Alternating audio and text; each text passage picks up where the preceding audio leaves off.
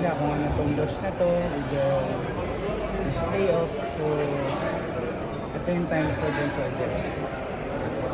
Yung sabi mo nga mas bata po yung players mo, how big of a test man na ito makakaranas kayo ng do or die sa quarterfinals? Siyempre, pressure pa rin po sa amin, pressure pa rin po kami.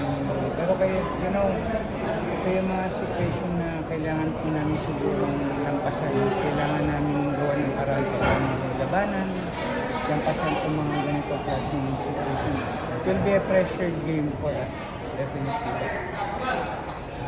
Yung tingin yung momentum nasa inyo ba? Yes, yung momentum po na sa inyo. So, sabi ko nga sa bata, it's a challenge na sana maging motivation sa atin itong nangyari na ito. In the next game, mas improve pa namin. Kung medyo mag-struggle rin po ata kayo with the fouls, especially kay Arana, how do you plan to handle that? Kayo na lang po magsabi tungkol doon. Hirap po kami sa adjustment kasi kung play kami ng physical, ganito, tapos kung sila naman, parang ganito, parang ang hirap po. Ayokong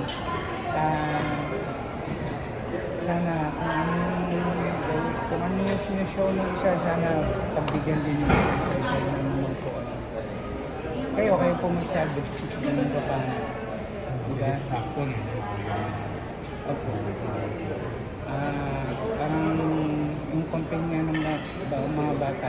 So, but I told them, tigilan nyo na yung reklamo, wala na tayo magagawa.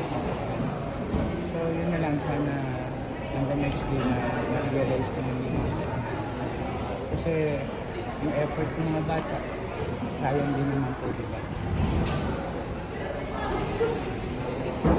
Good, thank you.